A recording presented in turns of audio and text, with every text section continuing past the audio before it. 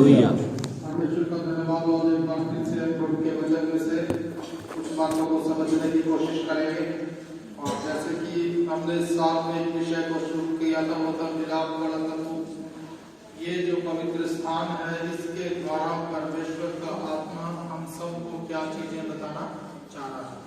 ये जो टेंट बनाया गया था इसको बनाने के पीछे परमेश्वर की योजना सिर्फ उसी समय प्रभु के लोगों के साथ उठना नहीं थी, परंतु वो एक तरीका देना चाह रहा था ताकि हम सबको पता लगे कि परमेश्वर किस प्रकार से मनुष्यों के बीच में निवास कर सकता है। हालेलुया। तो उसके अंदर इस्तेमाल की गई हर एक चीज और इसके अंदर प्रयोग की गई हर एक वस्तु विधि वो सब हमारे जीवन से जुड़ी है और ये इस तरीके को हमारे सामने प्रकट करता है कि परमेश्वर कैसे हमारे बीच में आके रह सकते हैं। Hallelujah, hallelujah, hallelujah, hallelujah. अब तक जो हमने इसके अंदर समझने की कोशिश की थी कि जब ये मिलाप वाला तंबू बनाने की तैयारी चल रही थी तो इसमें परमेश्वर ने कहा था कि इस्राएल के लोगों से बोलो कि जो भी उनके हृदय के अंदर परमेश्वर इच्छा करते हैं। मोबाइल को वाइब्रेशन पे लगा देना और भी कुछ चेक करना। विक्रम भाई आगे बैठ जाओ, इसमें गलती से ठंडा हो गया, ठंडा लग रहा है आगे को। Hallelujah, hallelujah. तो उसमें हमने देखा था कि उस भेंटों को रिसीव किया गया था। ये जो भवन बना था, ये जो मिलाप वाला तंबू, ये पवित्र स्थान बनाया गया था, ये पब्लिक की ही चीजों से मिलके बना। इसके अंदर जो चीजें यूज हुई थी वो स्वर्ग से नहीं आई थी। ये सारी चीजों को परमेश्वर ने स्वर्ग से नहीं उतारा था, परंतु ये इंसानों की ही चीजें थी और इन चीजों को ये इंसान लोग ही अपने पर्सनल डेली लाइफ के अंदर काम में ले आते हैं। अगर लकड़ी है तो वो अपनी लकड़ी, इस लकड़ी से अपने घर के लिए कुछ चीजें बनाने का इस्तेमाल का काम करते हैं। यदि सोना है तो वो अपने लिए कुछ इस्तेमाल कर रहे हैं, यदि चांदी है तो वो भी अपने घर में कुछ इस्तेमाल कर रहे हैं। सिर्फ इसके अंदर वो चीजें इस्तेमाल की गई थी जो लोग अपने जीवन में रेगुलर इस्तेमाल कर रहे हैं। यानी कि परमेश्वर ने उन चीजों के द्वारा अपने रहने की जगह को बनाया जो लोगों की जिंदगी का हिस्सा है। लोगों की जिंदगी के इस हिस्से को लेके उसने अपना पवित्र स्थान बनाया। अब इस पवित्र स्थान के अंदर सबको ओपनली बोला गया कि भाई जिसको जो लगता है वो, मगर वो कुछ भी चीज नहीं दे सकता। मतलब जो उसके दिल में आए वही चीज नहीं दे सकता। उस चीजों की लिस्ट है, उन चीजों की एक लिस्ट है। उस हिस्से को लाके देना पड़ेगा, उस हिस्से को लाके देना पड़ेगा जो हिस्सा परमेश्वर को जो है वो मांगे। Hallelujah, hallelujah. तो इसके अंदर जो है बड़ी कीमती चीजें भी थी। हीरे थे और कई मजबूत पत्थर थे, लकड़ी थी, सोना था, चांदी था, कीमती से कीमती चीज। और सबसे जो सस्ती चीज थी वो क्या थी? एक बकरी का एक बाड़। वो भी चीज इसके लिए रिक्वायरमेंट की गई। यानी कि एक ऐसी चीज भी परमेश्वर के लिए पवित्र स्थान बनने की योग्यता रखती है जो शायद किसकी कोई कीमत भी। इस पवित्र स्थान को बनाने में कीमती से कीमती चीजें लगाई गई और सस्ती से सस्ती चीजें भी लगाई। यानी कि परमेश्वर आपके जीवन के बड़े हिस्सों के ऊपर भी ध्यान रखते हैं और छोटी छोटी बातों पे भी इंटरेस्ट रखते हैं और वो उन दोनों को एक जैसी ही मान्यता भी देते हैं, क्योंकि ये चीजें जब तक तो उनके घर में थी उनके इस्तेमाल की चीजें थी, उनके जीवन के अंदर कुछ सहूलत करने का एक साधन थी। मगर जब उन्होंने ये चीजें परमेश्वर के भवन में ले आए उसके बाद ये चीजें अब उनकी नहीं रही, परंतु क्या बनेगी? परमेश्वर का पवित्र स्थान। अब इसके बाद ये एक बकरी का बाल भी कोई दुनिया की सारी दौलत देके खरीद सकता, क्योंकि ये चीजें जो है ये किसी सेल के लिए बनाई नहीं। इसकी सुंदरता को भी परमेश्वर ने उन्हीं लोगों को देखने दिया जो इसके अंदर सेवा करते और किसी को नहीं। ये नहीं है कि जो मिलाप वाला तंबू पूरा बना दिया गया और फिर जनता को सारों को एक एक करके उसमें सबको दिखाया भी सही। अब वो जीवन के हिस्सों को लाके इन्होंने उस पवित्र स्थान के लिए दे दिया। अब उसे परमेश्वर के लोगों ने, सेवकों ने बना के इस तरीके से मैनेज किया कि अब परमेश्वर की उपस्थिति उस जगह पर हो सके। मगर इस जगह पर इजराइल जा नहीं सकता, इस जगह पर इजराइल जा नहीं सकता। उसे क्या करना पड़ेगा? बस यहाँ संतोष करना पड़ेगा कि हमने अपने जीवन का कुछ हिस्सा परमेश्वर के रहने योग्य जगह बनाने में दे दिया। इसी चीज से इस्राएल ने संतोष किया था इसे, और सिर्फ एक गोत्र था जो इसकी सुंदरता को देख पाता, और वो कौन था? वो लेवियों का गोत्र था जो कि सेवकाई के लिए समर्पण किया। और उनमें भी कौन सा लेवी? कोई भी लेवी नहीं, जो कि नंबर 1 चुना गया है, नंबर 2 उसके अंदर कोई कमी नहीं, परफेक्ट लेवी भी ही इस मंदिर की सुंदरता को देख सकता। ये परमेश्वर का नियम। ये बातें हमें क्या बता रही हैं? ये बातें हमें इसलिए बता रही हैं कि इस्राएल ने अपने जीवन का कुछ हिस्सा इस जगह को बनाने के लिए दिया। जैसे उनके जीवन जिया आज हमारे लिए यूजफुल है, आज हमारे लिए हम उन चीजों को देख के परमेश्वर को समझ सकते हैं। उन्होंने उन भेदों को पहले रिसीव किया जो हमारे लिए आज काम आए। उनके लिए आए चाहे नहीं आए हमें पता नहीं, कितने लोग इन वचनों को पाके परमेश्वर की उपस्थिति में गए पता नहीं, मगर आज मैं और आप यदि यीशु मसीह के नाम से इन चीजों को समझने की कोशिश करेंगे तो हम जरूर जाएंगे। Hallelujah, hallelujah. क्यों जाएंगे? क्योंकि उनके समय पर इस मंदिर के महापवित्र स्थान में जाने का रास्ता बंद था, मगर हमारे समय में ये रास्ता हमें परमेश्वर के द्वारा बुलाया गया, इसलिए कि हम उस रास्ते में अंदर उस महापवित्र स्थान में चले जाए। उन्हें बुलाया नहीं गया, उन्हें क्या बोला गया? इस लाइन से आगे नहीं जाना, इस लाइन से आगे जाना नहीं। रोक है उस जगह पर, कोई भी जाएगा वहां पे जा नहीं सकता, मगर आज हमारे लिए उस रोक को हटाया गया। हमें इन बातों के द्वारा अपने जीवन के अंदर समझना है कि हमें अपने जीवन के अंदर परमेश्वर का एक निवास स्थान बनाना। ये निवास स्थान किससे बनेगा? परमेश्वर के रहने की जगह का किस चीज से बनेगी? आपके जीवन के हिस्सों से मिलके उसके रहने की जगह को बनाया जाएगा। Hallelujah, hallelujah. वो कम भी हो सकती है, वो ज्यादा भी, कम कीमती भी हो सकती है, वो ज्यादा कीमती भी हो सकती है, मगर कब तक उसकी कीमत को इंसान तय कर सकता है? कब तक उसकी कीमत को इंसान तय कर सकता है? जब तक वो इसे स्वयं इस्तेमाल कर। यदि उसने सोने को, चांदी को, कपड़ों को, बकरी की खालों को और किसी भी चीज को पर्सनल यूज कर रहा है, तब तक उसकी कीमत इंसान लगा सकता है। मगर एक बार उसने ये चीज पवित्र स्थान होने के लिए दे दी, अब इसकी कीमत लगाई जाएगी। क्यों? क्योंकि उससे पहले तक वो किसकी थी? उस व्यक्ति की थी, मगर अब वो किसकी बन गई? परमेश्वर की। अब परमेश्वर तय करेंगे कि इसकी कीमत क्या है। Hallelujah, hallelujah. और जब परमेश्वर से पूछा गया इसकी कीमत क्या है, तो वो कह रहा है कि मैं इसे बेचूंगा। क्या बोला? ना मैं इसे कभी छोड़ूंगा, ना मैं कभी क्या। ये चीज जो है इस बात को दिखाती है कि हमारे जीवन का मोल तब तक कोई लगा सकता है जब तक वो हमारे नियंत्रण में। जिस सेकंड हमने इसे समर्पित किया कि परमेश्वर इसे अपना बनाए, उसके बाद इसकी कीमत को परमेश्वर तय करेंगे। और वो क्या बोलते हैं? वो कभी भी ना छोड़ेगा, ना कभी किसी को नहीं देने वाला, किसी को नहीं देने वाला। बेशक उन्हीं की चीजों से मिलकर ये बड़ा भी हो, उनको देखने भी नहीं देगा। ये परमेश्वर का एक स्टैंडर्ड है जिसके द्वारा परमेश्वर अपनी कलीसिया को समझता है और हमें समझाने के लिए उसने ये चीज करके दिखाई। हम इसमें वचन पढ़ेंगे 25 अध्याय का 8 वचन, निर्गमन की किताब उसका 25 अध्याय का 8 वचन और 9 वचन हम पढ़ेंगे। और वे मेरे लिए एक पवित्र स्थान बनाए कि मैं उनके बीच निवास करूं। जो कुछ मैं तुझे दिखाता हूं, अर्थात निवास स्थान और उसके सब सामान का नमूना, उसी के अनुसार तुम लोग उसे बनाना। पवित्र वचन में लिखा गया कि वे मेरे लिए एक पवित्र स्थान, उसने एक पवित्र स्थान बनाने के विषय में बोला।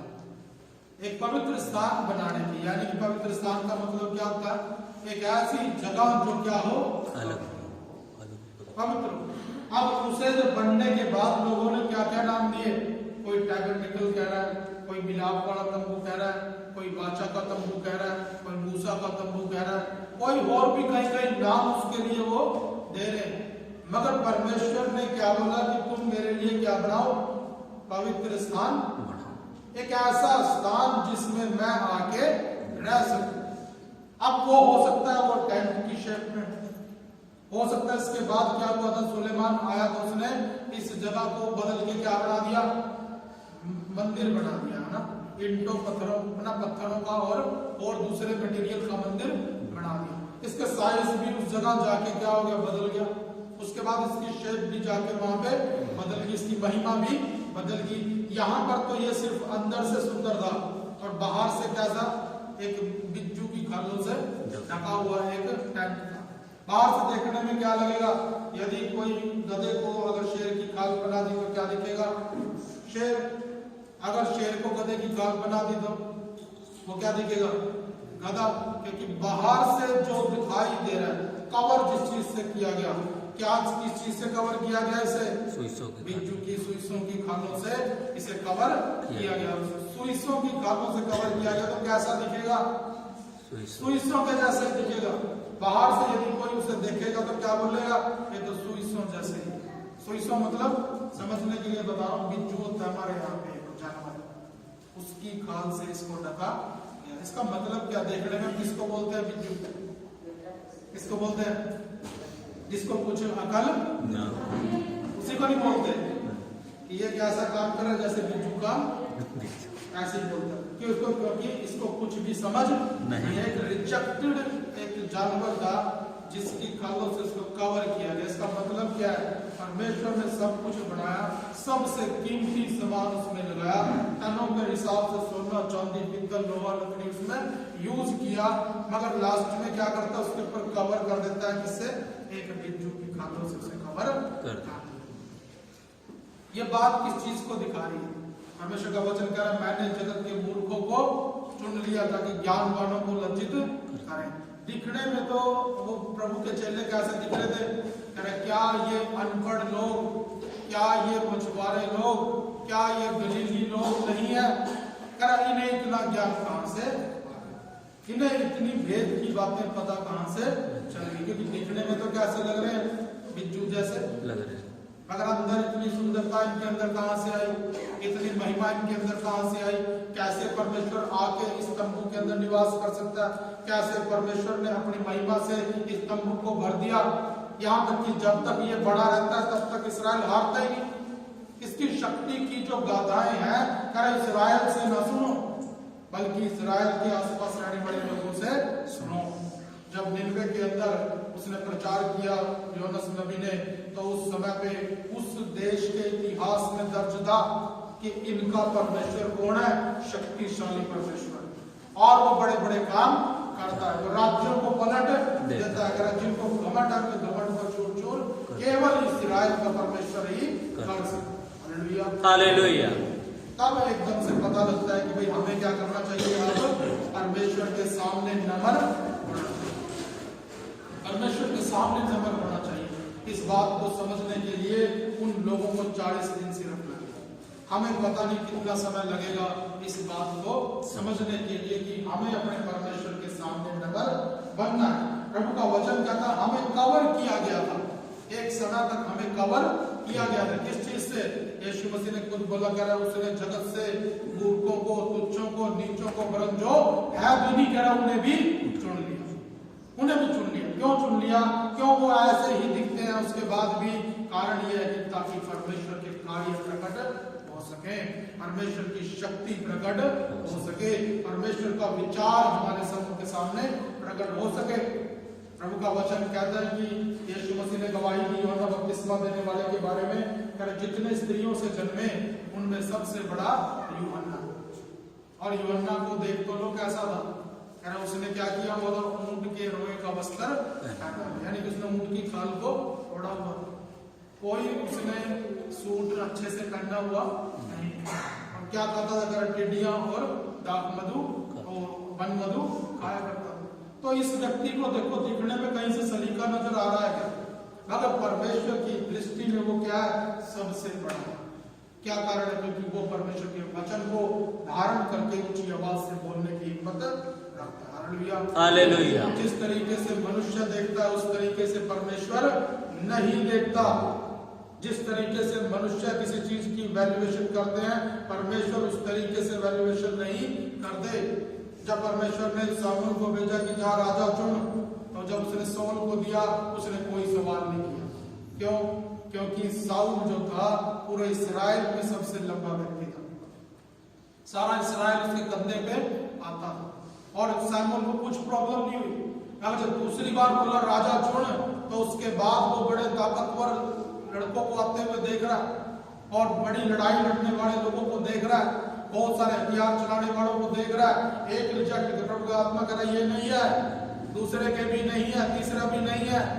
और दाऊद जिसे गिना भी नहीं गया, और दाऊद जो बकरियों चुगाने के लिए उसे भेजा हुआ था, कह रहा कि और भी कोई बचा है घर में?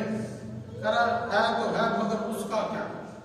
है तो है मगर उसका क्या? क्योंकि वो क्या है, बिल्कुल एक छोटा सा बालक सा है। तो उसने उस कह रहा उसे ही लेके आओ, जब तक लेके नहीं आओगे मैं खाना खाने बैठूंगा।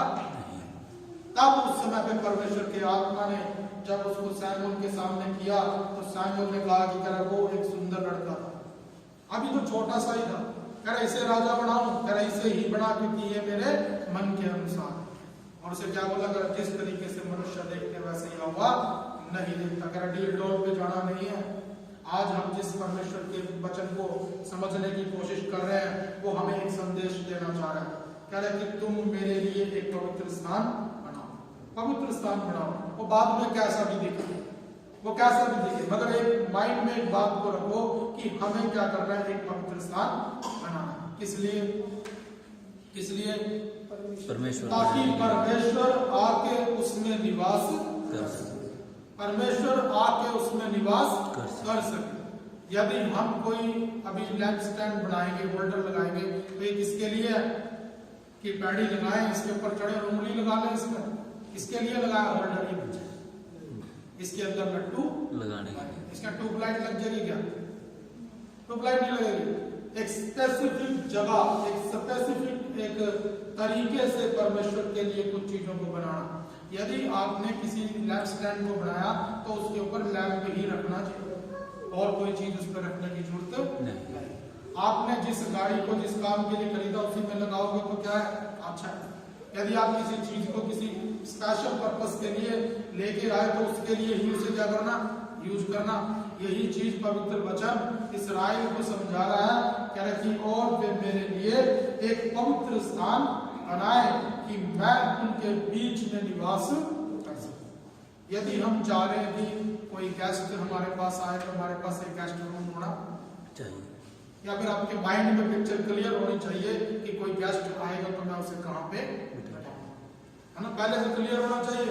अगर हमारे पास ऐसा कोई विजन ही नहीं है कि कोई हमारे पास आएगा तो हम उसे कहाँ बिठाएंगे, तो फिर एडवर्टाइजमेंट क्या हो जाएगी? बेइज्जती और गेस्ट दोबारा आएगा नहीं। इसलिए पवित्र वचन कह रहा है कि यदि तुम चाह रहे हो, यदि तुम्हारी इच्छा है कि तुम परमेश्वर तुम्हारे बीच में आके रहे। प्रार्थना तो वो दूर से भी सुन रहा है, अगर सिर्फ प्रार्थनाएं ही सुनवानी है तो कोई जरूरत नहीं है इतनी खास।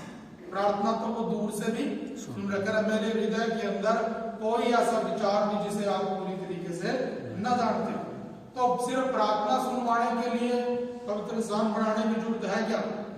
वो तो ऑलरेडी अपने पवित्र स्थान में रह रहा है। अभी ऐसा नहीं है कि हम पवित्र स्थान बनाएंगे तभी वो आके रहेगा। इससे पहले वो कहाँ रह रहा है? फिर सड़क पे रह रहा है क्या बाहर जंगल में रह रहा है क्या? वो ऐसा नहीं है। प्रभु का वचन हमें बताता है जो कुछ मैं तुझे दिखाता हूं। मूसा को क्या दिखाया? अपना ओरिजिनल घर दिखाया। मूसा को क्या दिखाया? परमेश्वर ने अपना ओरिजिनल घर दिखाया। घर कहाँ था? स्वर्ग में। और उसने बोला यदि करे कि मैं यहाँ पे क्यों रह रहा, क्योंकि मेरी यहाँ पे रहने की एक जगह बनी हुई है। मूसा को एक स्पष्ट सा संदेश दिया कि भाई मैं स्वर्ग में क्यों रह रहा हूँ, क्योंकि स्वर्ग में मेरे रहने की एक जगह बनी हुई है। अगर यहाँ ना होती तो फिर वहां पे भी उसने रहना नहीं था। कह रहा यदि तुम चाह रहे हो कि मैं जमीन पे तुम्हारे बीच में रहूं तो तुम जमीन पे जाके क्या बनाओ? मेरे लिए एक रहने की जगह, क्योंकि यदि तुम मेरे लिए रहने की जगह नहीं बनाओगे तो मैं नीचे आने वाला नहीं। तो यही चीज पवित्र वचन हमें समझाने की कोशिश कर रहा है। इसमें लिखा है, कह रहे कि और वे मेरे लिए एक पवित्र स्थान बनाए, जब आप पवित्र स्थान बनाओगे तब मैं आके तुम्हारे बीच में रहूंगा। और वो पवित्र स्थान कैसे करे? अभी बाहर नहीं रह रहा, अभी भी वो पवित्र स्थान में ही रह रहा है। उसकी रहने की जगह अभी भी स्वर्ग में मौजूद है, वहां पे वो अभी भी चैन से रह रहा है। यदि आप नहीं बनाओगे तो वो चैन से वहां पे रहता भी रहेगा। समस्या किसको है? हमें समस्या है, क्योंकि हम किस चीज से तंग है? इस चीज से नहीं कि प्रभु हमारी प्रार्थना नहीं सुन रहा, हम इस चीज से तंग होने चाहिए कि प्रभु हमारे बीच में है या नहीं है। क्योंकि इजराइल की प्रार्थना क्या थी? प्रभु आप हमारे बीच में रहो। ये जो एल लगाते हैं ना पीछे, इसराइल, दानियल, यजकेल, ये जो एल लग रहा है पीछे, ये परमेश्वर का नाम है। इसलिए इजराइल के अंदर ज्यादा से ज्यादा लोग अपने नाम के पीछे एल लगाते थे, ताकि सबको पता है कि परमेश्वर, फीलिंग आए कि परमेश्वर मेरे साथ है। अपने नाम के अंदर ज्यादा से ज्यादा लोग एल लगाने की कोशिश करते पीछे एल में एल। तो ये परमेश्वर का नाम है जो कि वो अपने नाम के अंदर मिक्स करके, या तो वो कहीं ना कहीं जरूर उसको जोड़ेंगे जरूर अपने साथ। इजराइल की ये एक खासियत है, क्योंकि उन्होंने परमेश्वर को अपने से अलग करते नहीं है। उनको पास किसी चीज की कमी नहीं है, मगर उनके अंदर दिल की प्यास क्या है? परमेश्वर आके उनके बीच में रहे। अब वो उससे दूर रह सकते नहीं है। इसीलिए उनको भविष्यवाणी दी गई कि वो उसका नाम क्या रखना? इम्मानुएल। इम्मानुएल मतलब परमेश्वर हमारे साथ। जब यीशु नाम से वो आया तो उनको इतनी हैरानी नहीं हुई। जब वो यीशु नाम से प्रकट हुआ तो इतनी हैरानी नहीं हुई। क्या कोई कम काम किए थे यीशु मसीह ने? कह रहा यदि उसके अच्छे कर्मों को लिखा जाता तो वो पूरे इतनी किताबें लिखी जाती कि पूरे संसार में भी ना सके। इतने चिन्ह चमत्कार उसने किए, मगर इससे इस्राएल प्रसन्न हुआ नहीं। क्यों? क्योंकि वो किसको देख रहा था? इस्राएल इम्मानुएल की इंतजार कर रहा था। मगर मिला कौन? यीशु। मगर यीशु पहले मिला। अब जब यीशु मसीह इम्मानुएल बन के आएगा तब वो उसे क्या कर लेंगे? ग्रहण कर लेंगे। उनके जीवन के अंदर कह रहे हम अपने जीवन को जैसे कैसे भी जी लेंगे जी, हम अपनी समस्याओं को जैसे कैसे भी निपट लेंगे, मगर आप हम साथ से में क्या मिले? परमेश्वर हमारे बीच में निवास करना जरूरी है। बिना परमेश्वर के यहोशू ने क्या बोला? जब प्रभु ने बोला कि मैं अपना स्वर्गदूत तेरे सन्मुख भेज देता हूँ, वो सारी 7 जातियों से लड़के खाली करा लेगा। तो यहोशू क्या बोला? कह रहा फिर हम आगे नहीं जा रहे हैं जी, हम आगे नहीं जा रहे हैं। कह रहा यदि तू अपनी प्रजा के साथ साथ उनके आगे ना चले तो हम आगे नहीं जाएंगे। यदि स्वर्गदूत मांग लेते तो लड़ने की जरूरत ना पड़ती, मगर परमेश्वर को मांगा और कह रहे लड़ तो हम अपने आप ही लेंगे, पर आप क्या करो? हमारे साथ साथ चलो। इस्राएल के अंदर जो वो प्यास थी कि प्रभु हमारे साथ साथ रहे, इसीलिए उसे भविष्यवाणी मिली कि परमेश्वर हमेशा तुम्हारे साथ साथ रहेंगे, अपनी पूरी महिमा के साथ तुम्हारे साथ साथ रहेंगे। इसलिए प्रभु का वचन इस्राएल को कह रहा है कि वे मेरे लिए एक पवित्र स्थान बनाए, प्रार्थना सुनने के लिए नहीं, मगर इस तरीके से कि परमेश्वर वहां पे रह रहा है। जब उस जगह पर उस पवित्र स्थान को बनाया गया सुलेमान के द्वारा, तो प्रभु का वचन कहता है कि अब से स्वर्ग की तरफ मुंह करके प्रार्थना करने की जरूरत नहीं। अब कैसे प्रार्थना करनी? इस्राएल की तरफ मुंह करके प्रार्थना करोगे तो मैं तुम्हारी प्रार्थना को सुनूंगा। ये क्या चीज दिखाना चाह रहा है? कि हम भी उधर मुंह करके प्रार्थना करें। ये क्या चीज दिखाना चाह रहा है? ये इस चीज को दिखाना चाह रहा है कि परमेश्वर जो सर्वशक्तिमान है, सबसे ऊंचे स्वर्ग में भी नहीं समाता, उसने झूठ नहीं बोला, उसने झूठ नहीं बोला, उसने सच बोला है। अगर उसने कहा कि तुम मेरे लिए पवित्र स्थान बनाओ और मैं आके उसमें निवास करूंगा, तो फिर अब वो निवास कर रहा है। अब वो निवास कर रहा है। ये नहीं कि वैसे बच्चे को खिलाने के लिए उसने कोई बात बोल दी, वैसे ही अपने लोगों को थोड़ा शांत करने के लिए बात बोल दी, खुशी देने के लिए ये बात बोल दी। नहीं, फैक्चुअली जो है उसने इस बात को किया है। जब इस्राएल ने पवित्र स्थान बनाया तो परमेश्वर उनके बीच में आके उस पवित्र स्थान में रहा भी है। अब इसीलिए इस्राएल के अंदर क्या कहावत थी कि तुम क्या करो? प्रार्थना जब करोगे तो किधर मुंह करके करोगे? इसराइल की तरफ मुंह करके प्रार्थना दानियल तीन बार जो है उधर ही मुंह करके प्रार्थना किया करता था। ये इस बात का सबूत था कि परमेश्वर उस जगह पर मौजूद है। हालेलुया। ये बात को समझने की बात है, कह रहा है जिसमें कह रहा है कि वे मेरे लिए एक पवित्र स्थान बनाए कि मैं उनके बीच में निवास करूं। अब मेरे और आपके सामने भी ये भविष्यवाणी के रूप में लिख के हमें दिया गया। इस बात से हम या तो सिर्फ ये जानकारी लेके किताब बंद कर दें या इसके उस मतलब को समझें कि ये यहाँ पर लिखा क्यों गया, ये क्यों हमारे लिए इस बात को दिया गया। इस बात को समझाने के लिए प्रभु का वचन कह रहा है यदि हम इंटरेस्ट आता है हमारे अंदर, यदि इस चीज का मन हमारे अंदर होता है, यदि पवित्र आत्मा मेरी और आपकी अगुवाई करता है कि भाई हम भी क्या करें, प्रभु हमारे साथ रहना चाहिए। यदि प्रभु मेरे जीवन के अंदर रहना चाहता है, यदि मेरे अंदर वो रहना है तो मुझे भी एक पवित्र स्थान बनाना पड़ेगा। देखो अब इस तरीके का पवित्र स्थान नहीं बनता, इस तरीके का ये बनाया था, मगर इसकी चीजें कुछ चीजों की तरफ इशारा करती हैं। इसकी बातें जो है किसी बातों की तरफ इशारा करती हैं। ये सारी बातें हमारे जीवन से जुड़ी हुई है। अब यदि हम इन बातों के इन भेदों को समझते जाएंगे तो अपने परमेश्वर के रहने की योग्य जगह बनते हैं। प्रभु का वचन कह रहा है, जो वचन भी अभी पढ़ा था इसे उसने प्रबल ने क्या बोला, कह रहे क्या तुम नहीं जानते कि तुम्हारी देह पवित्र आत्मा का मंदिर है और वो तुम में निवास करता है। आज जो निवास स्थान बनेगा वो किक्कर की लकड़ी से नहीं बनेगा। आज जो निवास स्थान बनेगा वो किसी सोने या चांदी से नहीं बनेगा। आज जो निवास स्थान बनेगा उसके अंदर किसी चीज की चद्दरों की, खालों की और किसी भी चीज की तरह बकरी के बालों की उनकी जरूरत नहीं है। आज जो निवास स्थान बनेगा वो ऑलरेडी उसका मटेरियल क्या है, असेंबल है जगह में, और वो हमारा शरीर है। प्रभु का वचन उसमें क्या है, कुरिन्थियों में लिखा हुआ है कि क्या तुम नहीं जानते कि तुम्हारी देह पवित्र आत्मा का मंदिर है। ये बात किसने प्रकट करी थी? यीशु मसीह ने प्रकट की। उसने बोला तुम इस मंदिर को ढा दो, मैं इसे तीसरे दिन दोबारा फिर से खड़ा कर दूंगा। कह रहे इस मंदिर को बनाने में 46 साल लगे। कह रहे यहाँ भी तुम गलत हो। कह रहे इसको मैंने क्या कर दिया था, मिट्टी से बना दिया था, और जब तुम इस मंदिर को ढाओगे मैं इसको तीसरे दिन दोबारा फिर खड़ा कर दूंगा। किसके बारे में कह रहा था वो? वही ईंट पत्थर के मंदिर के बारे में बोल नहीं रहा था, वो अपनी देह के बारे में बोल रहा है। तो यहाँ पर उस बंधन उस यीशु मसीह के द्वारा इस भेद को प्रकट किया गया कि हम जो है वो पवित्र आत्मा का मंदिर है और परमेश्वर ने बना दिया। क्या किसी भी तरीके से बनाने में कुछ कमी है क्या? सब चीजें बिल्कुल एग्जैक्ट परमेश्वर के द्वारा ही तो बनाई गई।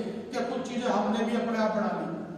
देखो हम बड़ी बनाई चीज को रंग तो कर सकते हैं मगर उसे बना नहीं सकते। प्रभु का वचन कह रहा है तुम चिंता करके अपने एक बाल को भी काला या सफेद नहीं कर सकते। और डाई करने की बात नहीं कह रहा था।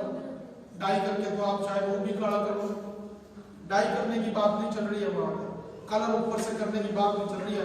एग्जैक्टली जो परमेश्वर ने बना दिया हम उसे बदल सकते नहीं, उसे बदलना हमारे बस की बात नहीं। ये परमेश्वर ने बना दिया तो निवास स्थान तो बना हुआ है। अब इसके अंदर फिर भी परमेश्वर आके क्यों नहीं रह रहा? सवाल ये, परमेश्वर मेरे अंदर निवास क्यों नहीं कर रहा? मेरी उसके साथ संगति क्यों नहीं है? ये सवाल मुझे और आपको हर एक व्यक्ति को समझना और सीखना चाहिए। क्यों अब इस्राएल के अंदर वो नहीं रह रहा था? पहले क्या समझ में आई इतनी देर की बातचीत में कि इस्राएल के अंदर परमेश्वर क्यों नहीं रह रहा था?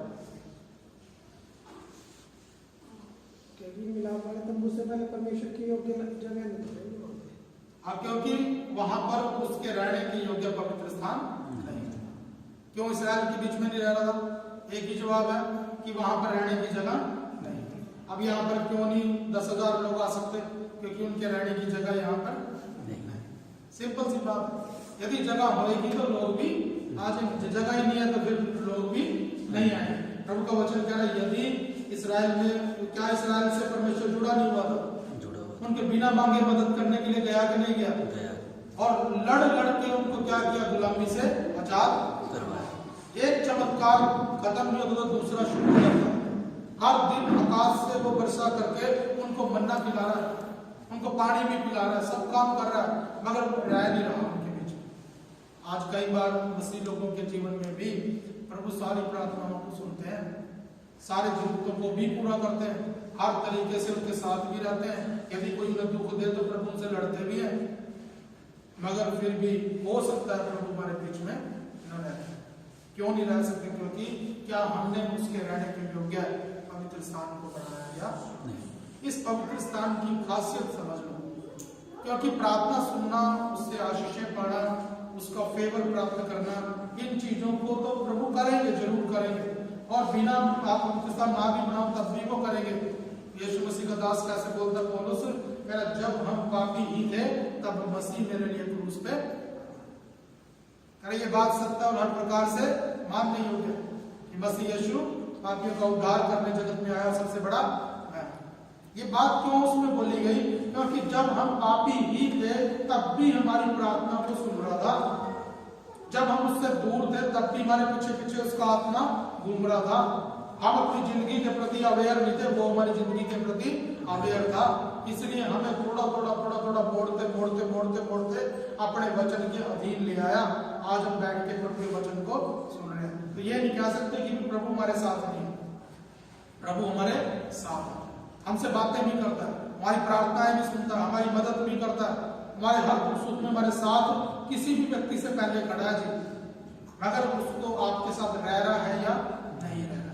इस बात का भेद यहाँ पे इजराइल प्रकट करता है, कह रहा कि मैं तुम्हारे बीच में कब रहूंगा जब तुम मेरे लिए एक निवास स्थान बनाओ।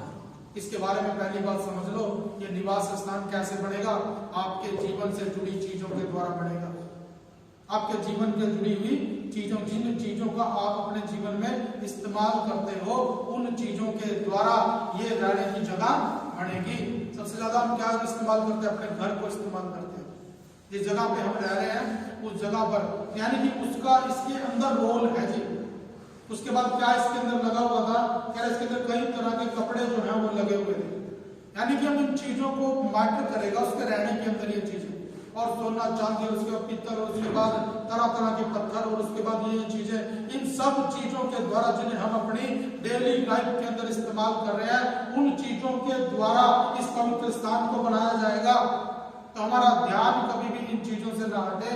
और उसी के बारे में लिखा हुआ है, कह रहे कि ये चीजें कहाँ थी? ऑलरेडी इजराइल के अंदर थी, मगर क्या उसे पवित्र स्थान कह सकते थे? क्या कह सकते थे? क्या ये लकड़ी जिससे वाचा का संदूक बना था, क्या इसे वाचा का संदूक बोल सकते थे? क्या उस सोने को जिसको वो अपने घर में रख के बैठे, रोज अपने कान में गड़े में पहन के घूम रहे, क्या इसे वाचा का संदूक बोल सकते थे? क्या नहीं बोल सकते थे। क्यों नहीं बोल सकते थे?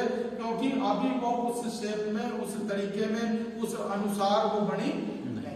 अब अगला वचन इसके अंदर जो कह रहा है, कह रहा है कि इस पवित्र स्थान को बनाने के लिए जो कुछ मैं तुझे दिखाता हूँ, हालेलुया हालेलुया, जो कुछ मैं तुझे दिखाता हूँ, ये पवित्र स्थान, ये रहने की जगह कैसे बनेगी? जैसे वो आपको दिखाएगा, जैसे वो आपको दिखाएगा। अब हम कहेंगे हमें तो जी कुछ भी दिखता नहीं। हमें क्या दिखता? सुपने, है ना? हमें तो क्या दिखता? अंधकार में भविष्य दिखता है। हमें क्या दिखता? हमें तो बेइज्जती होती दिखती है। हमें तो जी उल्टी सीधी चीजें नजर आती हैं। ये बात नहीं कहनी। प्रभु का वचन क्या कह रहा है? जैसे मैं तुझे दिखाऊंगा वैसे इसे बना। मूसा को भी परमेश्वर ने वो बातें जवानी बताई दी क्या? उसे लेके गया था उस जगह पर से, उस पवित्र स्थान में उसे लेके गया था। कल्ली कल्ली चीज का नापा उसको वहां पे दिया है जी उसने। जब मूसा जा सकता है तो आप में और मुझ में क्या कमी है? कमी है। कमी ये है कि हम मूसा की तरह परमेश्वर के साथ जुड़े हुए नहीं, मूसा के समान परमेश्वर के साथ जुड़े हुए नहीं। मूसा के जीवन में जो खूबियां थी, यदि हम उसे धारण कर लेंगे तो प्रभु हमें भी दिखाना शुरू कर देगा। अभी कौन हमारी आंखों पे कब्जा करके बैठा है? अभी कौन हमारी आंखों को अंधा करके बैठा है कि हम प्रभु को छोड़ के बाकी सब देख लेते हैं? प्रभु की उस प्लान को देखने की बजाय हम सब चीजों को देख लेते, समझ लेते हैं, मगर प्रभु के ही प्लानिंग हमें समझ में आती नहीं, क्योंकि हम मूसा के समानता में जा। मूसा के बारे में क्या बोला गया? कह रहा ये सबसे नम्र व्यक्ति है। हालेलुया। पूरी धरती पर मेरे दास मूसा के जैसा नम्र कोई दूसरा नहीं है। यदि हमारे जीवन के अंदर नम्रता होगी, हम्बलनेस होगी, मीकनेस होगी, तो परमेश्वर आपको अपनी चीजों को दिखाना शुरू करेगा। मगर अगर हमारे अंदर घमंड है, यदि हमारे अंदर जो है गर्व की भावनाएं है, हम तो जी अपने आप को एक 50 ग्राम भी नीचे करने को तैयार, तो फिर आप परमेश्वर जो दिखाना चाह रहे आप देख भी नहीं। मूसा कैसे देख पाए? क्योंकि लिखा हुआ है वर्ल्ड में, पूरी धरती पर जितने मनुष्य मैंने बनाए उनमें इससे नंबर कोई नहीं है। कह यदि तुम में से कोई भविष्यवक्ता हो, यदि तुम में से कोई भविष्यवक्ता हो तो कह रहा मैं उसके साथ सपनों में और दर्शनों में बातचीत करूंगा। मगर कह रहा मैं अपने दास मूसा से आमने सामने बात करूंगा। देखो नम्र व्यक्ति परमेश्वर स्वयं कह रहे हैं एक भविष्यवक्ता से भी ऊपर का दर्जा रखता है, एक नबी से भी जो आपके जीवन के भेदों को बता दे, जो आपको परमेश्वर की बातों को प्रकट कर दे, उससे भी ऊंचा दर्जा किसका है परमेश्वर की दृष्टि में? एक नम्र व्यक्ति, एक नम्र व्यक्ति का। क्योंकि पवित्र वचन कह रहा है यदि तुम में से कोई नबी हो तो मैं उसे सपनों में और दर्शनों में बात करता हूं, मगर मेरे दास मूसा से मैं आमने सामने बात करता। अरे इसका कंपैरिजन कैसे करूं? कर हमसे भी कर, अगर तुम भी क्या हो जो इसी रास्ते आओ जिस रास्ते मेरा दास मूसा आया। हमें भी क्या बनना? आज हम नबी को ऊपर मानते हैं और नम्र को नीचे जानते हैं, है ना? अगर परमेश्वर जैसे देखते हैं वैसे मनुष्य देखते नहीं, जैसे मनुष्य देखते हैं वैसे परमेश्वर देखते नहीं।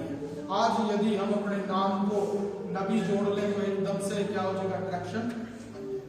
मगर आत्मा में यदि आपके अंदर नम्रता है, वीकनेस है, तो ये परमेश्वर को आपकी ओर आकर्षित करता है। हमारा दर्जा जो है परमेश्वर की दृष्टि में बढ़ना शुरू होता है। और ऐसे नम्र व्यक्तियों को ही परमेश्वर क्या करता है? अपने भवन के अंदर घूमने फिरने की इजाजत देता है। प्रभु का वचन कहता है मूसा परमेश्वर के पूरे घर में एक सेवक के समान विश्वास योग्य था। और ये जो बात परमेश्वर ने कही, कह रहा कि वो सेवक हमेशा उस घर में नहीं रहता, मगर पुत्र हमेशा रहता है। आज मैं और आप प्रभु पर विश्वास करने के द्वारा सेवक नहीं बने, बल्कि उसके घर में पैदा हो गए हैं। हम परमेश्वर के पुत्र हैं। तो सोचो एक सेवक के लिए ऐसी कंडीशन है तो पुत्र के लिए उससे भी कंडीशन सख्त होगी। उसे उस घर के नियमों को समझना ही पड़ेगा, उसे उस घर के बातों को जानना ही पड़ेगा। क्यों? नौकर तो आज यहाँ कल कहीं और जाके नौकरी कर लेगा, सेवक तो आज यहाँ सेवा करेगा कल कहीं और जाके सेवा कर लेगा। मगर पुत्र क्या करेगा? नहीं जी, पुत्र क्या करेगा? इसलिए पवित्र वचन कह रहा है कि पुत्र ने तो क्या करना?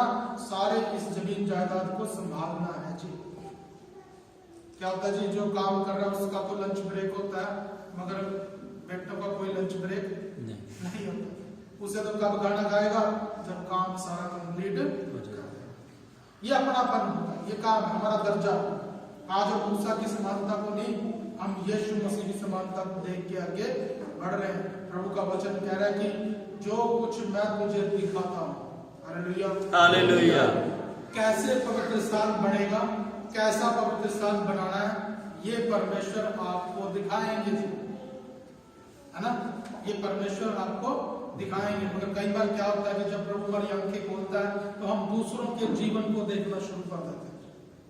जब परमेश्वर ने हमारी मन की आंखों को ज्योतिर्मय किया, हमारी आंखों पे से उस पर्दे को, अंधकार को हटाया, तो अब हमारे अंदर एक शक्ति आ जाएगी जी। अब हमारे अंदर एक शक्ति आएगी। शक्ति किस चीज की? कि जो भेद है उसे समझ जाए, जो छुपा है उसे एकदम से समझ जाए, जो अभी सामने नजर नहीं आ रहा उसे भी देख के समझ जाएंगे। ये शक्ति है परमेश्वर के द्वारा दी गई। ये कब तक नहीं हो पा रहा? जब तक हमारी आंखों पे पर्दा पड़ा। अब जैसे ही ये शक्ति आती है तो हम इसके द्वारा परमेश्वर के उस पवित्र स्थान का मॉडल देखने की बजाय इधर उधर देखते रहते हैं। जैसे कि बैटरी के अंदर एक सेल डाला और वो सिर्फ क्या चलेगा? 10 मिनट ही चलेगा। अब हम उस 10 मिनट को कैसे यूज करेंगे? या तो हम इस घर को देख लें या बाहर खेत बाड़ी देखने के लिए निकल जाए। तो यदि हम बाहर खेत बाड़ी देखने निकल गए, पड़ोसियों का घर देखने के लिए निकल गए या किसी और की जिंदगी देखने के लिए निकल गए, तो फिर जब अपना परमेश्वर के पवित्र स्थान देखने की बारी आएगी तो वो टॉर्च क्या हो जाएगी? बुझ जाएगी। दोबारा सेल मिलेगा क्या? मिलेगा, पर मिलते करके मिलेगा, है ना। इस बार फिर दे दे, अब की बार मैं क्या करूंगा, सिर्फ तेरा पवित्र स्थान ही देखूंगा। प्रभु ने आत्मिक शक्ति अपने लोगों को दी, तो वो क्या देखेगा? लोगों के जीवनों को देखे। किसको नहीं पता कि वो गलत है, किसको नहीं पता वो पाप कर रहा है, किसको नहीं पता उसके जीवन में कमी है। अब मेरे बताने से ही कुछ ज्यादा हो जाएगा क्या? मेरे बताने से बस क्या हो जाएगा, थोड़ी वाहवाही, थोड़ा सा प्रभाव बन जाएगा। कई बार चिड़चिड़ाहट भी हो जाएगी, कई बार कड़वाहट भी हो जाएगी, कई बार दबाव भी बढ़ जाएगा। मगर इस आत्मिक ज्योति को, इस आत्मिक लाइट को हम कैसे यूज करते हैं? प्रभु का वचन कह रहा है कि तुम्हें क्या बनाना चाहिए? एक पवित्र स्थान बनाना चाहिए। और ये पवित्र स्थान परमेश्वर आपको दिखाएंगे कैसा बनेगा। और आपने क्या करना है, जब प्रभु आपके मन की आंखों को ज्योतिर्मय करे तो प्रभु से कहना, प्रभु अपने रहने की जगह दिखाओ।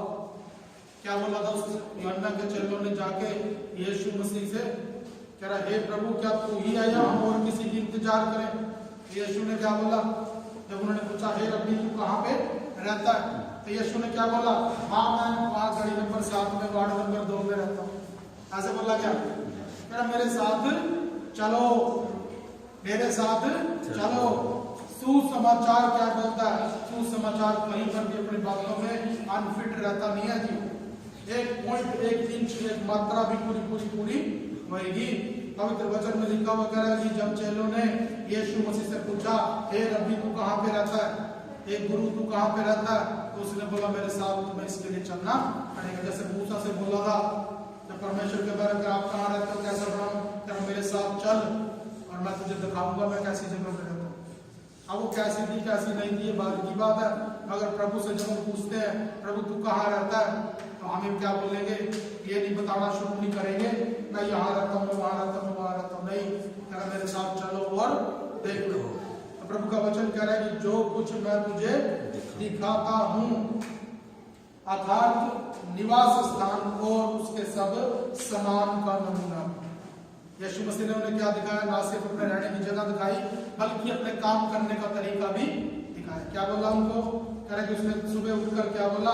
कह रहे कि चलो हम उस जगह पे जाके आए। वहां पे कह रहा अंधे देखते हैं, लंगड़े चलते हैं, गूंगे बोलते हैं, दुष्ट आत्माएं निकाल दी जाती हैं, मुर्दे जिंदा किए जाते हैं, लकवे के रोगियों को अच्छा किया जाता है और तमाम प्रकार के कंगालों को कह रहा सुसमाचार सुनाया जाता है। कह रहा जो देखा वो जाके उसको बता। धन्य है वो जो मेरे कारण को कर। हालेलुया। अपने जीवन के अंदर परमेश्वर का पवित्र स्थान बनाने की तैयारी के अंदर लग जाएं।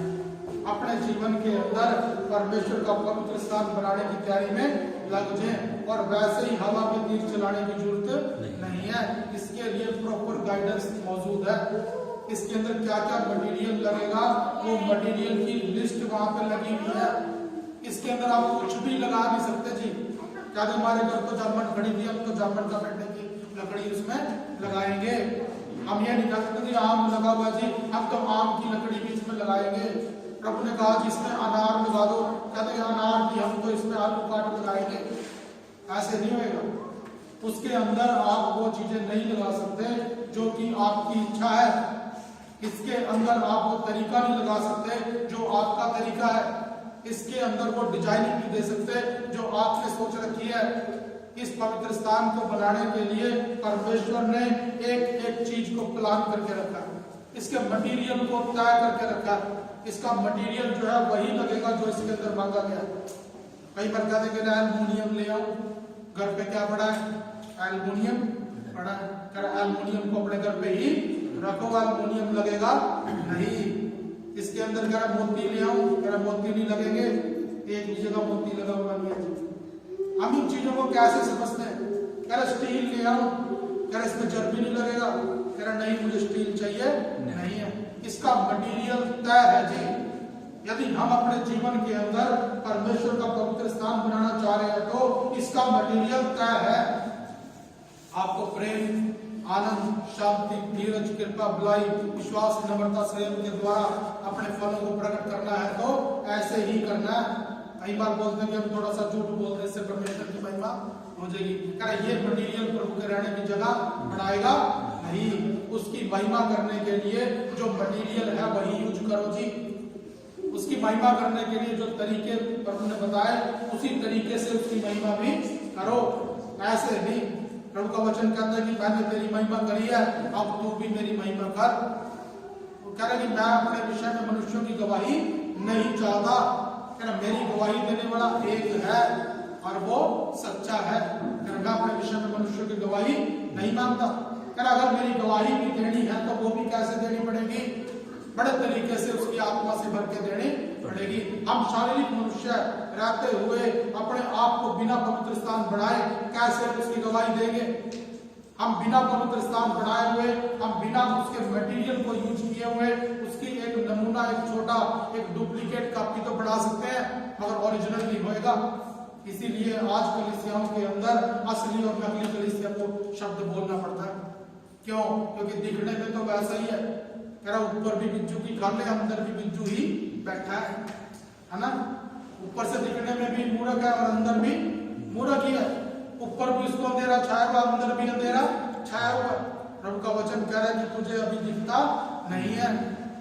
लौदीकिया की कलीसिया के बारे में क्या कह रहा था प्रभु? कह रहा कि तू अमीर तो हुआ था मगर अमीर है नहीं, कंगाल है, और कह रहा तेरे पास ड्रेस भी चर्च की कोई है नहीं है।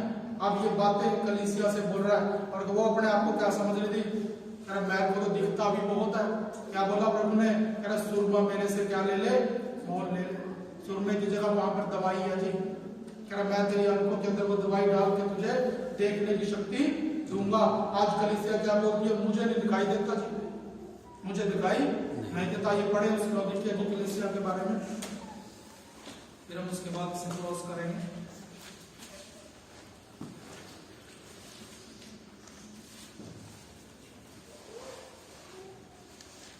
प्रकाशित वाक्य की किताब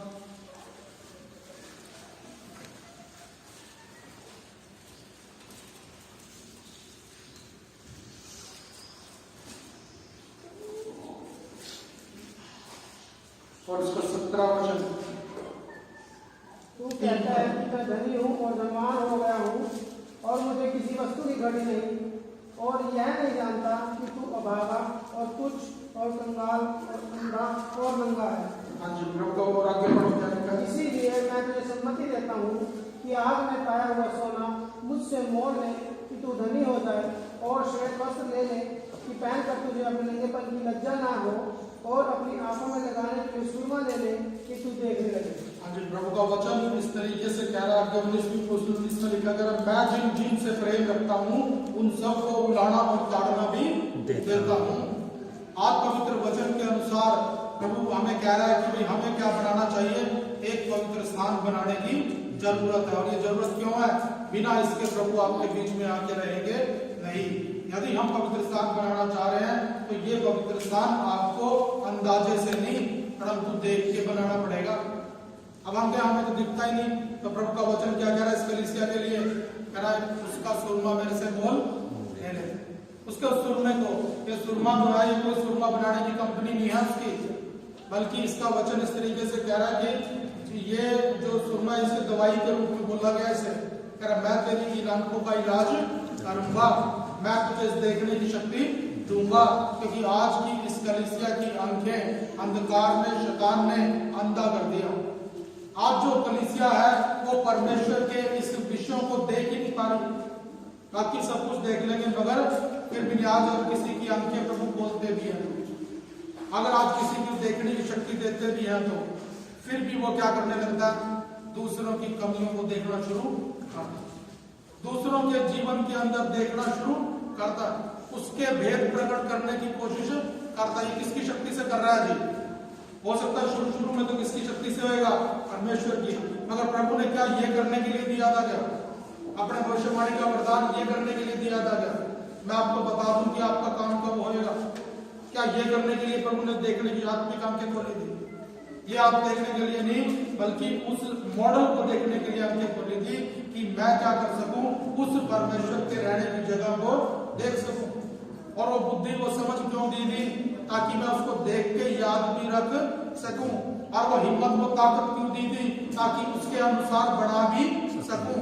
मेरी बातचीत में वो प्रभाव क्यों दिया था, ताकि उसको संबंधित मटेरियल को इकट्ठा कर सकूं। मगर करा क्या, उसके उल्टा किया। इसलिए प्रभु का आत्मा कह रहा है मैं तुमसे प्रेम रखता हूं, इसलिए तुम्हें उलाना भी देता हूं। अगर उलाने से नहीं मानने तो मैं ताड़ना भी देगा।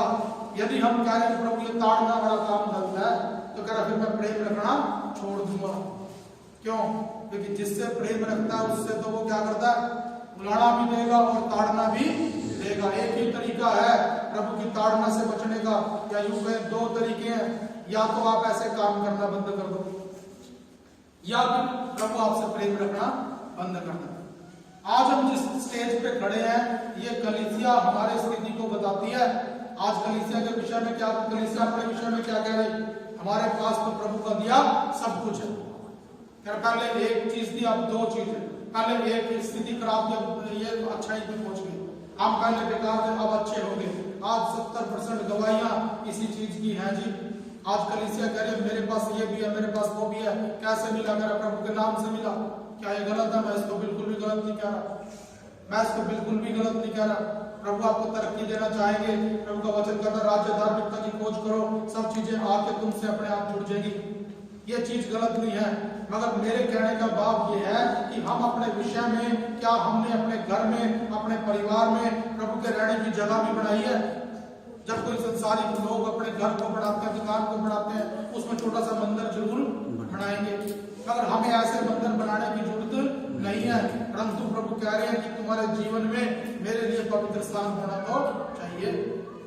बेशक वैसे दिखने में ऐसा नहीं होएगा, मगर कम से कम उसके अंदर वो रहने की योग्यता रखता होगा। अब कौन कह देगा कि एक इंसान जो आम इंसानों जैसा ही दिख रहा है, बल्कि उससे भी निचले लेवल का है, फिर भी उसके अंदर परमेश्वर रह सकता है? ये कैसे हो सकता है? देखने में बिल्कुल ही क्या अजीब सी बात है, मगर ये अजीब तो है, मगर सच भी है।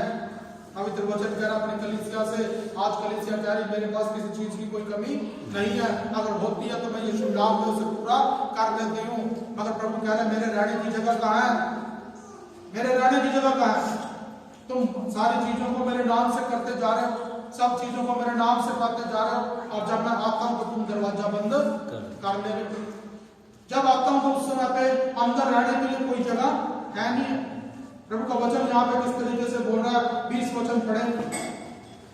देख मैं द्वार पर खड़ा हुआ खटखटाता हूँ, यदि कोई मेरा शब्द सुनकर द्वार खोलेगा तो मैं उसके पास आकर भीतर आकर उसके साथ भोजन करूंगा और वह मेरे साथ। आज प्रभु का वचन कह रहे हैं कलीसिया अपने विषय में क्या कह रही है, मेरे पास यीशु मसीह के नाम से सब कुछ है जी। मैं भविष्यवाणी कर सकता हूँ, मैं किसी के जीवन के भेद को प्रकट कर सकता हूँ, मैं एकदम आश्चर्यचकित कर दूंगा, और मैं किसी भी तरीके से लोगों को जिंदगी को बदल के रख दूंगा। हर रोग को, हर मुसीबत का तोड़ मेरे पास है। अगर प्रभु कह रहे हैं क्या मेरे लिए रहने की जगह भी है। आप कलीसिया ताकतवर हो सकती हैं जी, मसीह लोग ताकतवर हो सकते हैं जी, और किसी भी चीज की उनके पास कोई कमी ना हो, ऐसा भी हो सकता है। मगर प्रभु कह रहे हैं यदि तुम्हारे बीच में मेरे रहने की जगह नहीं तो, यदि तुम्हारे जीवन के अंदर मेरे रहने की जगह नहीं तो, मैं फिर उस जगह पर उस कलीसिया को प्रभु की नजर में क्या बोल रहा है, कह रहा है कि वो तू क्या है, अभागा है और कंगाल है और अंधा और नंगा है। कह रहा है मैं तुझे सम्मति देता हूँ, मैं तुझे सलाह देता हूँ कि तू आग में ताया हुआ सोना मेरे से मोल ले ले।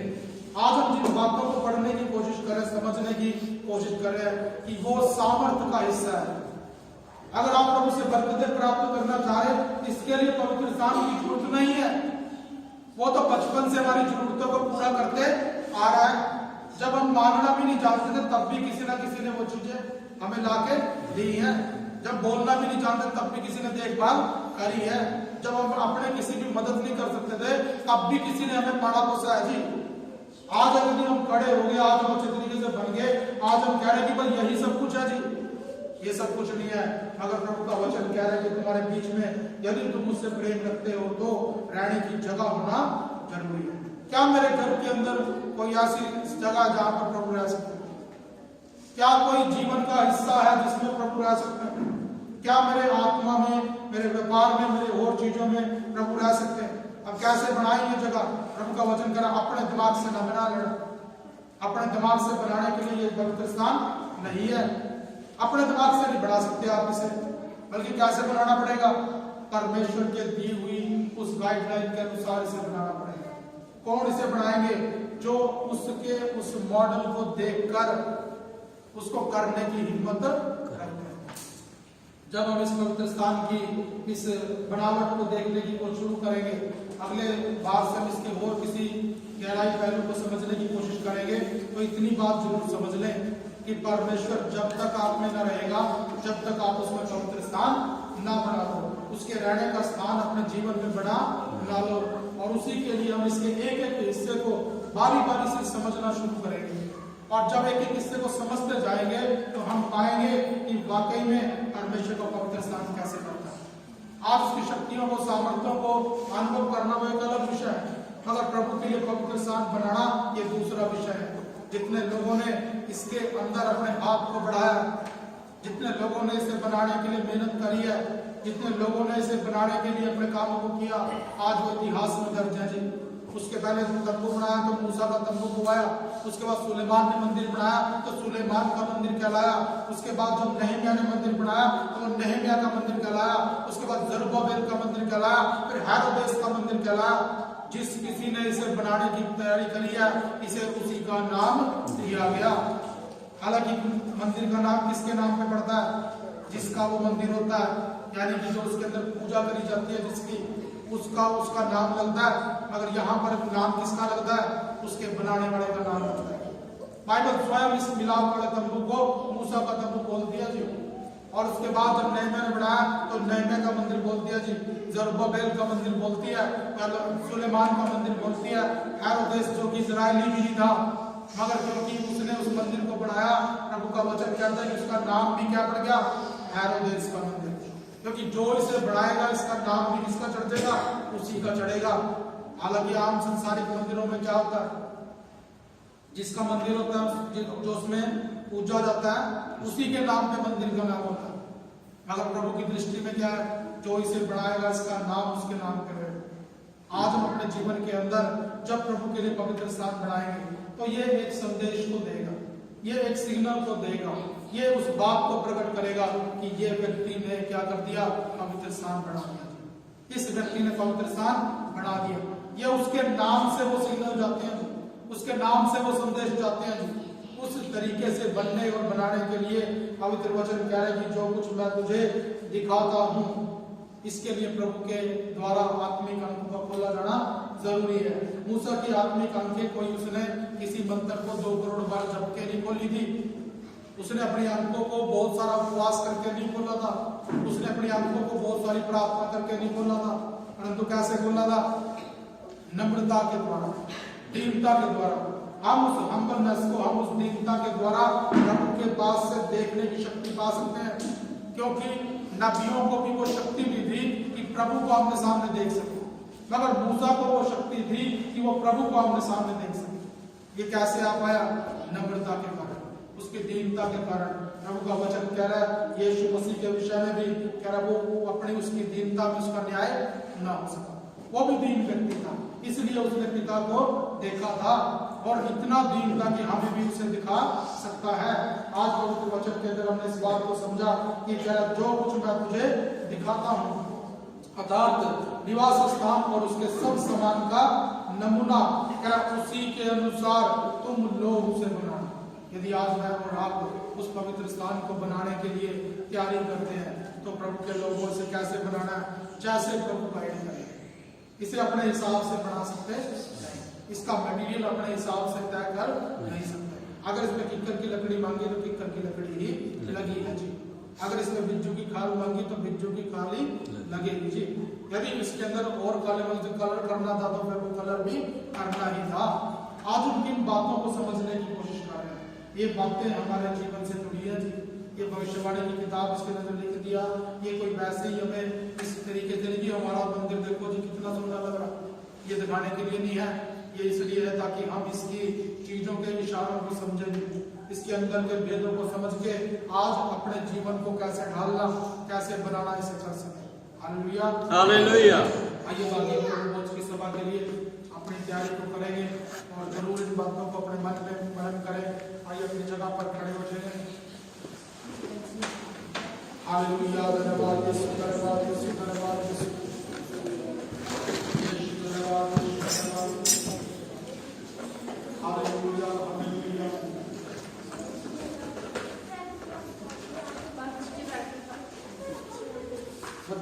उधर नहीं दौड़ना किसी ने भी।